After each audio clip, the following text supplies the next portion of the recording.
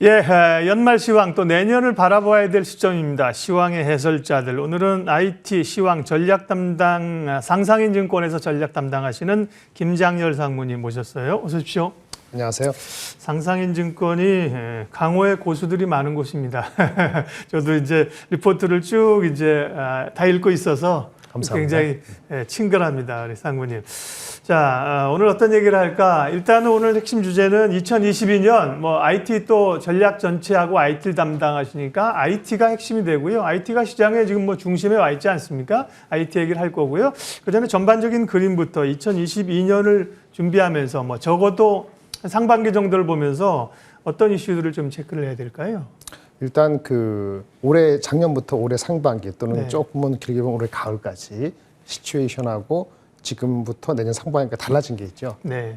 그러니까 지금 장이 좋았잖아요, 사실은요. 3초 넘어가면서 좋았던 거에 가장 큰 것은 코로나는 백신만 맞으면 해결될 거라는 생각을 사람들이 갖고 있었고, 네. 그 다음에 이제 유동성 공급을 계속 해왔기 때문에 자금에서 여유가 있는 주식투자 자금. 유동성이 힘이었죠, 사실. 예, 그렇죠. 두 가지인데 거기에 이제 약간 기스가 나거나 두 가지 다 언서티티가 생기는 거죠. 하나만 볼까요? 일단은 유동성 장사는 금리 인상을 테이퍼링을 하기로 했으니까 어쨌든 시간 문제이지 이제 유동성은 빠져지는 거고, 코로나 백신 맞으면 괜찮다 그랬는데 백신이 좀 효과가 분명히 떨어지거나 새로운 변이가 또 나오니까 그거가 언서티티가 있는 거죠. 이게 결합되다 보니까 또 그 반도체 산업업계나 이런 업계에서 공급망 이슈가 해소가 안 되는 거죠. 위기는 지났지만 속도가 아직 마음에 안 차는 거란 말이에요. 그러니까 주가가 바닥은 올라와 3천 됐는데 더 치고 못 가는 게 속도감이 떨어지는 거예요. 그래서 이런 시츄에이션이 내년 상반기나 좀 짧게 보더라도 내년 한 2, 3월까지는 지속된다고 보니까 주식 전체 시장에서의 모멘텀은 약화된 게 맞아요. 이 글로벌 똑같은 얘기고. 대한민국에서는 어떤 변수는 대선 변수가 있는 거죠. 통상 대선 변수를 하면은 그 앞도가 2, 3개월 되면은 정책 이슈 때문에 올라가는 게 맞거든요. 대선 또 첫 해는 전통적으로 그렇죠. 주가 좋았잖아요. 3월 이후에 좋아질지 잘 모르겠습니다. 지금까지 3개월 남았는데 일단은 보통 변수가 긍정적으로 발생하려면은 클리어 위너가 나와야 돼요. 사전에 누가 클리어 위너 됐다면 예측이 나온단 말이에요. 근데 지금은 클리어 위너가 안 되니까 긍정적으로 작용을 못하는 거니 국내만의 이슈도 그다지 긍정적인 거 없고 해외는 여전히 언서티가 있으니까 내년 1, 2월을 바라보는 입장에서는 지금 3,000선 정도가 제가 봐는 내년 1분기의 어떤 코스피 지수의 미드 포인트 정도인데 올라가기가 쉽지가 않은 그런 상태입니다. 그래서 이제 우리는 삼성전자 하이닉스가 좀 이따 말씀하시겠습니다만 워낙 반도체가 중요한데 최근에 그나마 버틴 거는 그 마이크론 실적부터 어저께 하이닉스가 인텔 랜드 승인받은 거 중에 이런 것들 시츄에이션이 그나마 괜찮아서 그래서 3,000을 가보려고 하는 시츄에이션이다. 그런 게 없었으면은 아마 2,900 초반에 머물고 있을 거다. 이렇게 보는 것이 맞고요. 1, 2월 달에 구정 전에 반도체 가격이랄까 삼성하이닉스가 과연 어떤 식의 코멘트를 하는가 전망 어떻게 이것이 우리나라 시장에는 버팀목을 할 수 있는 반도체가 이어질 것인지 가장 큰 거고요. 이 전반적으로 보면 내년도 초까지 본다면 2월 달 전후까지는 코스피는 2,900에서 3,150 이 얘기를 제가 한 달째 하고 있는데요. 이 시츄에이션은 크리스마스 지나고 내일입니다만은 연말 연초까지 변하지 않을 것 같아요. 미드 포인트 올라가면 조심하셔야 되고 내려가면 사실은 이런 그런 말씀을 드리는 게 좀 좋지는 않습니다만은 현황이 그렇다라고 말씀드리겠습니다. 약간 그 밴드 안에서의 플레이를 해야 될 수밖에 없는 제한적인 국면이다. 상황이다. 그러네요. 악재들은 눈에 보여요. 진행 중이니까. 근데 사실 생각하지 못한 호재나 이런 건 잘 찾기 어려운데 내년에 이제 상반기 정도까지 왜냐하면 하반기는 또 모르니까 어떻게 될지 적어도 한 상반기를 봤을 때 생각할 수 있는 변수들 4가지 짚어주셨고요. 지수나 밴드는 여쭤보려고 했는데 다 말씀하셔서 일단은 좀 상반기까지는 좀 제한적으로 보면서 제한적으로 대응을 하자. 결국은 이제 대응의 문제인데요. 또 IT를 담당하시고 시장이 IT가 승기를 쥐고 있기 때문에 IT 얘기를 핵심적으로 지금부터 풀어가도록 할게요. 내년을 보고 그리는 거예요. 오늘 이제 올해 며칠 남은 게 아니라 IT 얘기하면 일단은 반도체 얘기를 해야 될 것 같고요. 올해 사실은 초반기에 반도체 엄청 좋을 걸로 했다가 아니라 그랬다가 또 좋았다가 상당히 보는 사람 입장에서 혼선이 많았는데요. 반도체 일단 메모리 쪽 현황이 어떤지부터 좀 봐주세요. 이제 메모리는 이제 8월부터 10월이 있고 10월부터 12월 이렇게 두 번이 있는데 8월에 윈터이즈 카밍이라는 외국계 증권회사의 결과적으로 섣부른 그런 예측으로 엄청나게 시베리아급 윈터가 올 줄 알았는데 결국은 그런 우려는 기우였죠. 그 인식을 10월 달부터 한 겁니다. 10월 하반기부터. 사실 10월 하반기 중후반에 저도 이제 업그레이드를 그때 했는데요. 삼성전자 하이닉스. 가격 하락은 있긴 있겠지만 아주 소폭일 가능성이 있다.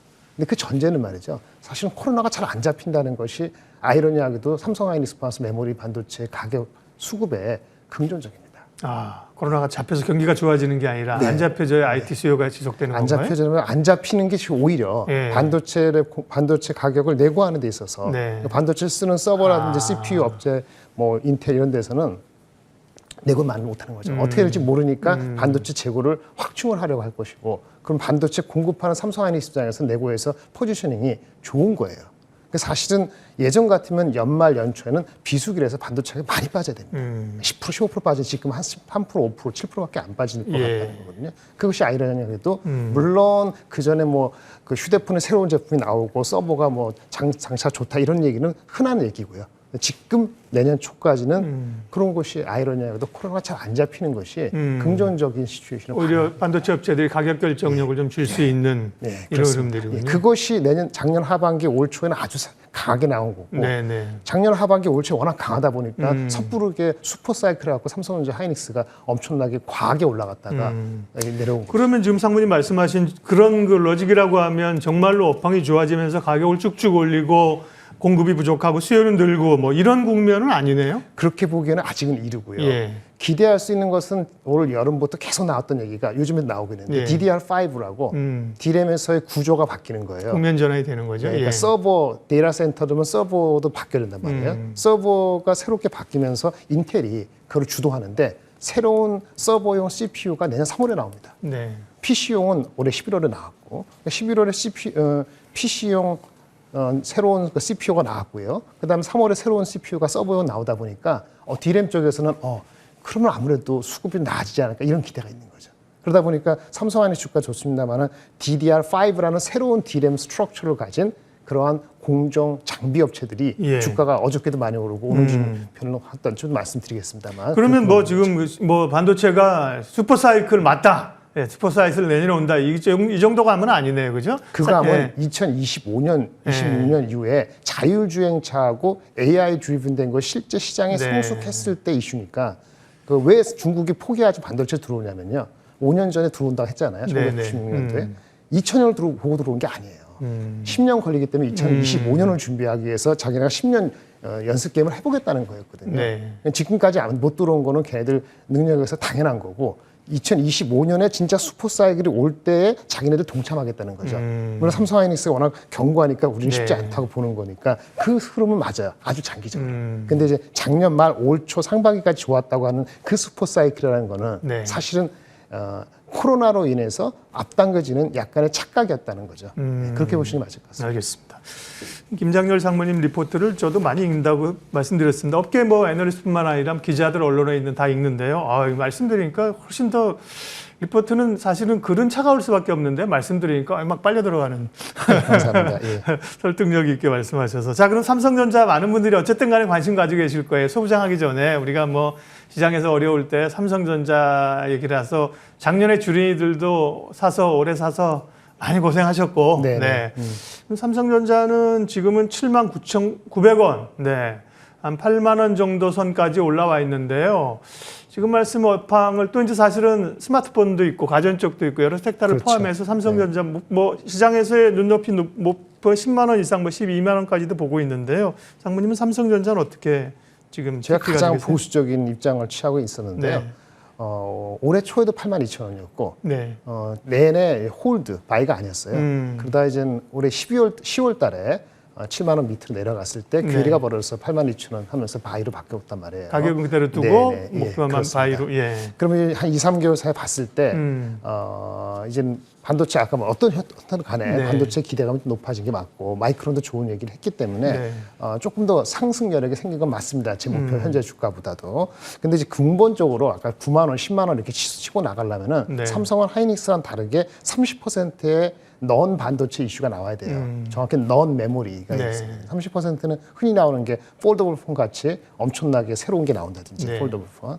그다음에 파운드리 비즈니스가 엄청나게 좋다든지 그렇죠. 그러니까 TSMC가 마켓쉐어를 잃고 우리가 올라가고 또는 흔히 많이 얘기했던 M&A가 빅딜이죠. 하몬 옛날에 인수한 것처럼 몇 년 전에 이런 것들이 한다 진짜 가시화되는 이러한 그 넌 반도체 이슈가 나오면은 이제 하이닉스보다 레거드한 주가가 많이 올라갈 수 있어요. 그 가능성이 가시화되면은 아마 10만 원이 도달할 것이고 그렇지 않으면 여전히 한 9만 원, 8만 원 이 사이에서 스트러글을 좀 더 할 가능성이 높다 이렇게 볼 수 있겠습니다. 그건 가능성이니까 아직까지는 이제 타겟 프라이스를 이제 안 올리시는 거군요. 네네, 가시화된다면 올릴 수도 있겠으나 지금으로서는 매수 의견 네. 82,000원 정도면 보수적으로 지금 이제 한 8만 원 왔거든요. 네. 변화들이 좀 있습니다. M&A 이런 건 사실은 뭐 언제 터질지 모르는 거고 돈은 있고 사실은 뭐 살려는 업체들 가격은 많이 올랐다는 얘기도 있고 중요한 게 비메모리 쪽 아까 파운드리 주목하고 있는데요. 사실 쉽지는 않은데 보면 최선단 공정 그쪽에서 뭐 파운드리 쪽에서 삼성전자에 좀 비기가 있다. 뭐 좀 기다려봐라 이런 뉴스들 많이 나오던데. 네, 예. 예. 맞습니다. 그 내년도 1분기에 삼성전자의 3나노 제품 좀 전문적으로 복잡해지는데 네. GAA 타입하고 나오는데 그게 TSMC나 좀 늦었지만 인텔하고 한바탕 붙어요. 그 내년에 비메모리 파운더리에 대한 매출이라든지 실적에 대한 예측이 상당히 에너지도 갈리고 있어요. 네. 삼성전자 보통 올해 내년에 한 50조에서 55조 이익을 난다 하는데 이 비메모리에서 나는 이익이 올해는 한 1조 7천억 정도, 내년은 2조 5천억에서 4조까지. 이 거리가 큽니다. 이게 2조 5천억이면은 이걸로 주가에 영향을 미치는 건 제한적일 거고 만약에 4조 정도가 되면 전체 이익의 그렇죠. 한 자리 끝자리가 되거든요. 이러면 임팩트가 있을 거예요. 그 분기점이 기술적으로 인정을 어떻게 내년 1분기에 받느냐. 내년 1분기 기술적인 트렌드에서 TSMC의 경쟁을 보시는 그건 와치 포인트가 되겠습니다. 네, 그런 걸 보셔야 돼요, 여러분. 그러니까 뭐 뉴스에서 저희도 언론에 있지만 기사가 맨날 뭐 7만 전자가 어쩌고 8만 전자가 어쩌고 뭐 10만 전자가 그럼 뭐 7만 전자째 사서 10만 전자째 팔면 됩니까? 그게 아니라 이런 변수들 변화들 구조적인 내용들을 하루하루 뉴스에 신경 쓰지 마시고요. 이런 거 보시면 돼요. 자, 소부장 얘기를 좀 해주신다고 했습니다. 지난번에 일본하고 사실은 일본에 수출 규제했을 때 그 우리 소재 부품 업체들이 한 단계 올랐었고 다시 최근에 동진 세미캠 같은 게 이제 국산화 재료로 확 올라요. 소부장은 사실 이 범위나 기업이 너무 많다는 게 고민인데 네네. 소부장 쪽에서 좀 상무님 주목하시는 쪽이 있습니다. 그 소부장이라면 이제 그 삼성하이닉스가 이제 그 캐파를 증설하거나 아니면 새로운 어떤 소재라든지 장비를 쓸 때 한국 업체 사는 거잖아요. 제가 오늘 말씀드리려는 거는 아주 진짜 누구나 아는 케미칼 주식은 아니고요. 기존의 부품, 소재 부품이나 장비 업체 중에서 말씀을 드리려고 합니다. 그 몇 가지 있는데 월덱스하고 인텍플러스, 네오셈, DI로 이렇게 나눌 수 있는데요. 월덱스는 커버하는 사람이 저하고 한 두세 사람밖에 없을 거예요. 좀 아쉬운 거는 목표 주가에 많이 접근했어요. 제가 31,000원인데 29,000원 됐으니까 이것도 1월 달에 다시 한번 리뷰를 해야 되는데 가장 큰 거는 삼성 하이닉스, 인텔, 마이크론 모든 각종의 반도체 메모리, 비메모리 할 거 없이 확실하게 안정적으로 고객을 확보하고 있다는 겁니다. 연간 한 20-30% 성장하기 때문에 주가가 많이 올랐습니다만은 캐파로 증가를 해가지고 신규 고객 대처를 많이 해서 주가는 장기적으로 볼수록 여기 조그만 주식은 6개월 봐야 되는데요. 괜찮은 아주 업사이드가 있다고 볼 수 있겠고요. 반도체 소재입니다. 인텍플러스는 후공정 검사 장비예요. 반도체를 중심으로 2차전 나가는데 얘네도 마찬가지로 월덱스랑 마찬가지로 뭐 삼성도 들어가고 뭐 SK 이노베이션 같은 2차 전지 들어가고 인텔도 들어가고 해서 성장률이 올해 상반기 후반부터 아주 크게 나왔어요. 근데 밸류에이션이 둘 다 월덱스 한 10배 초반, 인텍플러스 한 10배 정도 내년 기준으로 나오기 때문에 성장성을 보면은 한 20-30% 업사이드는 꾸준하게 가져갈 수 있다라고 볼 수 있겠습니다. 마지막으로는 조금 앞에 나온 것보다는 조금 리스크합니다. 좀 변동성이 커서 좀 가볍다는 얘기죠. 네오셈 TI는 그 개인 투자가의 변동성이 있는 것을 말씀드리기 애매합니다만 일단은 DDR5 반도체에서 DDM이 바뀐다 그랬잖아요. 속도가 빠르게 인텔이 새로운 CPU 나온다 했잖아요. 다이렉트 수혜가 이 두 업체입니다. 그래서 이 다이렉트 수혜가 받으면서 하이닉스나 삼성전자에 투자를 받기 때문에 멀티플에서는 탄력이 좀 있다. 약간 리스크는 하지만 이렇게 네 가지 종목들을 지금 이 시점에서 말씀드릴 수 있겠습니다.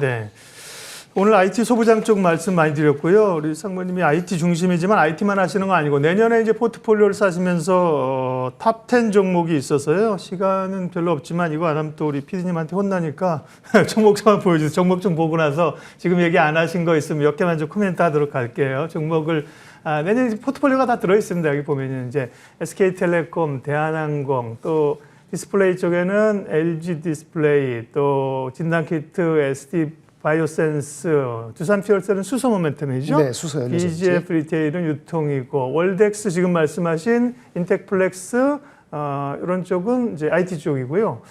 저희가 오늘은 시간이 다 돼서 요 중에서 몇 가지 조금만 포인트 코멘트만 짧게 좀 해주세요. 네, 뭐 삼성 하이닉스 좋은데 대형주에서 좀 주가가 덜 반영된 게 LG 디스플레이입니다. 네. 아까 어떤 분이 말씀하시는 똑같은 기조고요. 이노텍이 치고 나갔고. 네, 똑같습니다. 이제 뭐 VF, 리얼리티 들어가면은 LG 디스플레이 OLED가 각광을 받아요. 삼성전자한테 OLED TV 패널 파는 거 말고도 또 하나 있습니다. 장기적으로 조그만 거에서는 EM텍이라고 했어요. 어제 오늘 많이 올랐는데 네. 전자담배 시장의 ODM인데 주가 많이 올랐습니다. 어제 오늘 사이에 약간 볼 수 있는데 제가 봤을 때는 제 목표 주가 34,000원인데 충분히 도달할 가능성이 있다고 보여지고요.